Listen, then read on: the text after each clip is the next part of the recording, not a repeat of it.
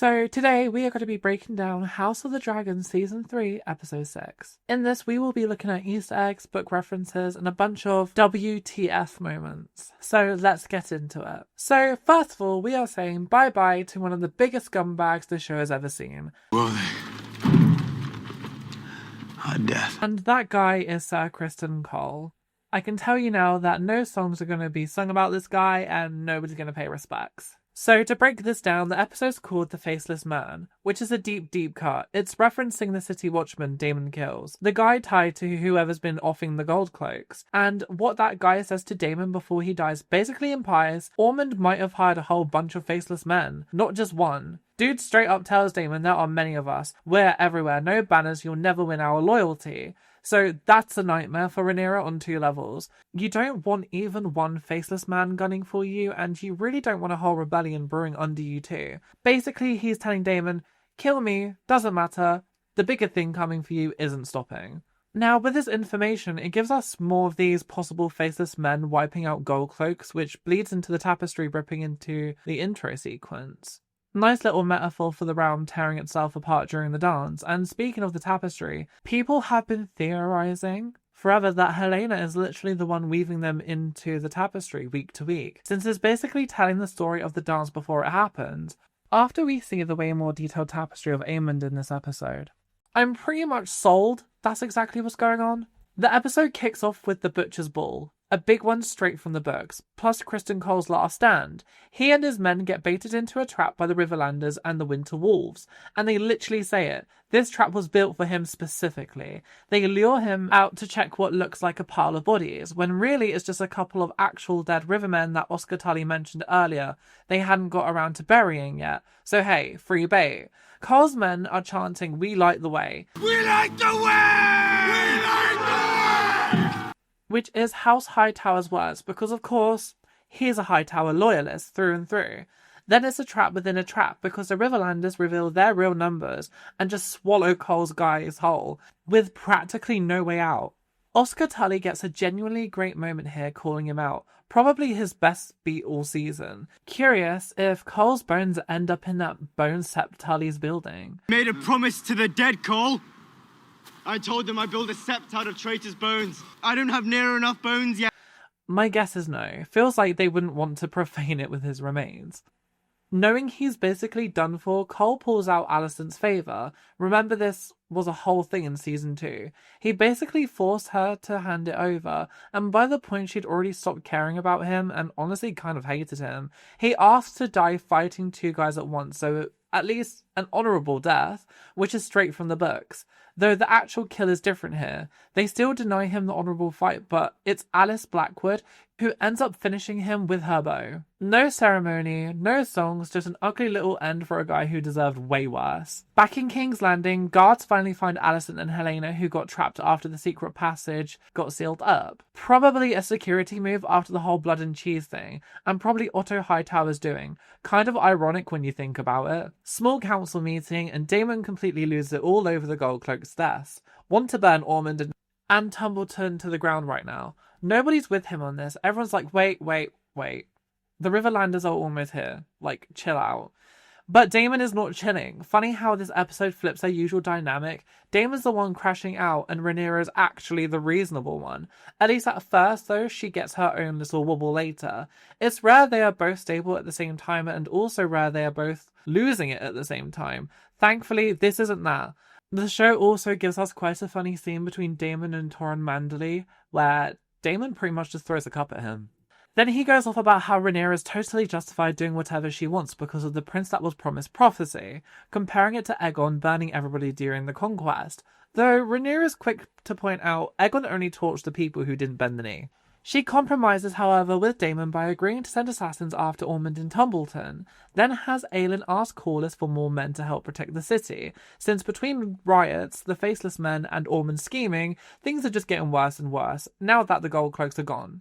She also meets with the Baratheons after summoning Lord Boros, annoyed that he didn't show up for himself. Turns out his army is tied up fighting the Vulture King down south. Fun deep cut, by the way. Been a few different Vulture Kings across Targaryen history. This is actually the 3rd one from the books. Boris isn't lying. There really is a Vulture King, but Rhaenyra's gotten so paranoid, she assumes he is. Though she still agrees to borrow Baratheon cloaks for her plan. Anytime you get Targaryen vs Baratheons on screen, you can't help but think Robert's Rebellion. And yeah, that's clearly where all this is heading to eventually. So then we have the Dragonseeds. Ulf watches Vermithor and Silverwing nuzzling since they were bonded pair back when Jaehaerys and Alysanne rode them, and apparently dragon pairs stay bonded across different riders over time. Ulf's not into it, but it gets a laugh out of Hugh. Mostly this is just an excuse for Ulf to vent about missing his old life, getting more and more sick of babysitting Tumbleton. The hot pies line is obviously a fun little Arya nod for the Game of Thrones diehards. This convo also gets Hugh questioning things too, which I think is a big reason he ends up sneaking back into the city later. Which, to be honest, I doubt he would have done if he didn't have that talk with Ulf, who seems to be his best buddy. Back at the Red Keep, Rhaenyra is furious with Alicent over the escape attempt and finds out Helaena's pregnant, confirming she'll have to kill the kid if it's a boy, which, yeah, everyone already knew that was coming. She puts both of them under way tighter guard, which does not sit well with Helaena. Mysaria also lies to Rhaenyra about already knowing about the pregnancy, which is a good sign Alicent's gotten her playing both sides now. Daemon then tries and fails to rally the remaining gold cloaks. They've deserted because they're starving, unpaid, and unwilling to go against Rhaenyra's orders without her say-so. Aelin meets Corlys outside of the city, where he's got a bunch of Triarchy guys strung up. Fills him in Ormund's tactics and the gold cloaks' killings. Corlys won't hand over troops to help Rhaenyra directly, and that's fine, because I guess whatever works. He also drops that Tyrion Lannister alive and at Rooks' Rest, which feels like a heads up this might be one of the last scenes we get with Corlys. Given how the episode ends, nice transition into Tyrion himself at Rooks' Rest, quietly burying the guy Aegon just killed to keep quiet. While Tyrion and Larys argue over Essos versus Castle Rock, also love that Tyrion basically confirms Aegon's a terrible king without saying it outright, and Aegon just laughs along like, yeah, fair enough. Over in the Vale, Rhaena spots her sister Baela's dragon while out looking for Vhagar and Aemond, and tries to catch up because she misses her. Doesn't make it in time though. This is really just here to remind you Rhaena's still very much alive and out there, and eventually gets found out as Sheepsealer's rider. Kind of feels like the Daemon and Harrenhal move from last season, keeping a character busy and present without giving them the spotlight yet. However, speaking of Harrenhal, Aemond's pretty much back to himself and wants to go find Vhagar, and Alys Rivers is doing everything she can to keep him there, and it's definitely working. Her scenes are so good here. All the trippy talk about the Targaryen dynasty and prophecy and old gods in the God's Eye. Her "a frog in winter sleeps under the ice" line is a metaphor for Aemond staying put to recover. Although all she really wants is just Harrenhal for herself. There's a long-standing theory that Aemond eventually becomes a White Walker since his fate's left totally open in the books. I'm not fully sold, but the ice imaginary here feels like a wink at it. I'd say at the very least.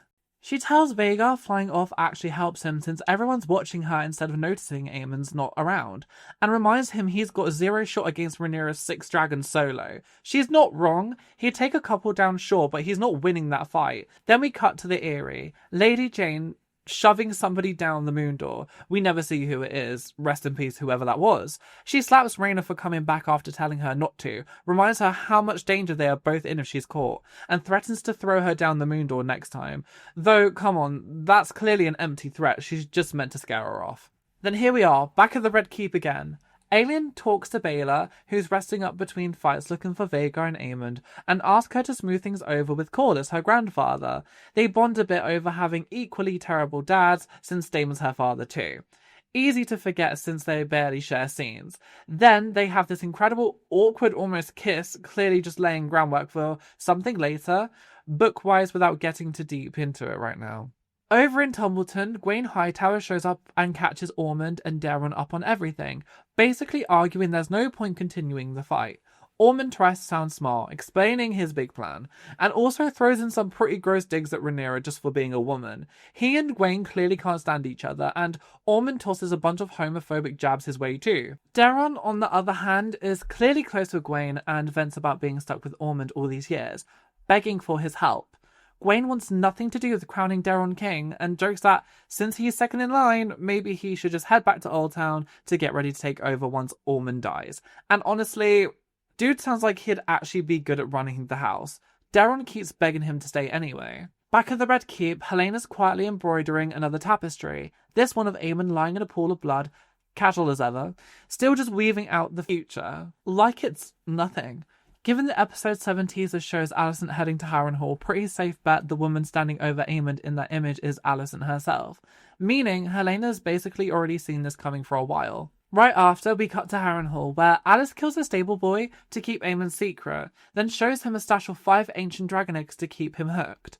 These trace back to Dreamfire, once ridden by Princess Rhaenyra, daughter of Aenys I, who retired to Harrenhal way back in the day and brought Dreamfire along. The eggs were laid there before she died. Dreamfire's ridden by Helaena now, though annoyingly the show's never actually shown us that.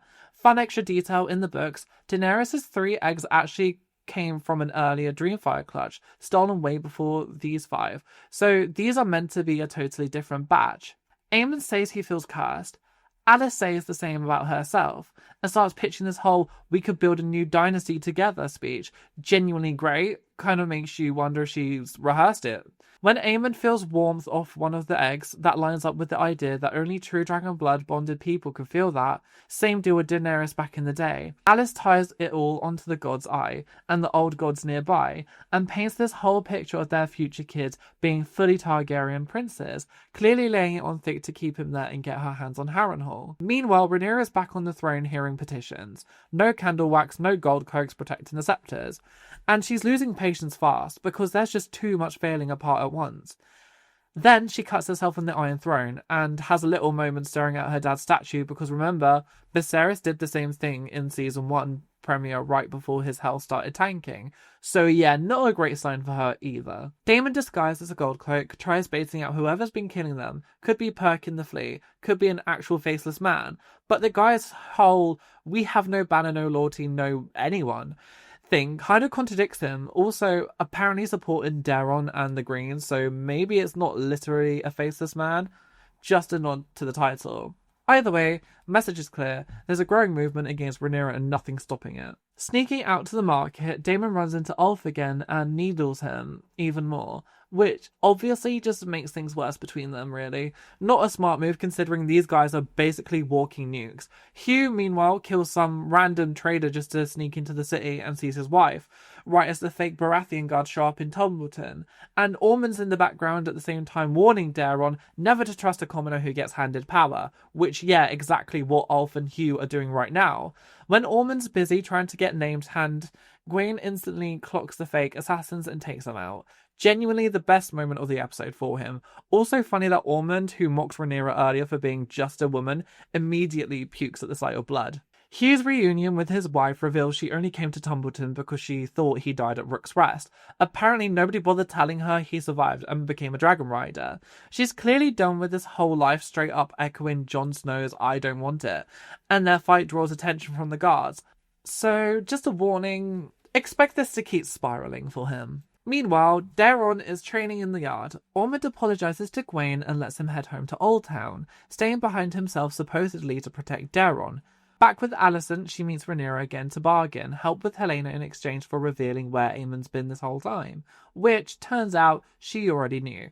We get a great lore moment here too, since Rhaenyra actually understands what it means that Helena's a dragon dreamer, something Alicent never picked up on, and compares her to Daenys the Dreamer. Nice bit of irony too. Multiple people in the story can literally see the future, and basically nobody listens to any of them. Alicent then offers to kill Aemond herself in exchange, though I really don't buy she'll actually go through with it. Right before she leaves, we get a genuinely sweet mother-daughter scene between her and Helaena. Rare for them just be family instead of Helaena spouting prophecy.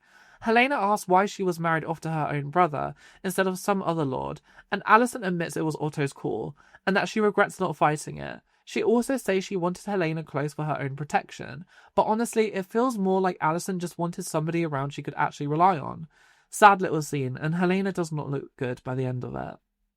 Now, we get this sweet moment where Rhaenyra checks in on a sleeping Joffrey, while Alicent heads off to Harrenhal. We'll see how that plays out next week. Ormond sends the captured Baratheon cloaks back to Rhaenyra as a taunt, and right at the end, it really looks like Corlys gets killed by Jon Roxton and his men after sending his troops home. Huge departure from the books if that's what actually happened. I had to zoom in a few times to be sure, but yeah, looks like they're stabbing him pretty good. Rest in peace, Corlys. Maybe. So that's the whole episode, and please drop any theories or Easter eggs I missed down in the comments. Episode 7 trailer reactions coming out next. Full breakdown drops after it airs next week. Thanks for watching, and I will catch you guys in the next one.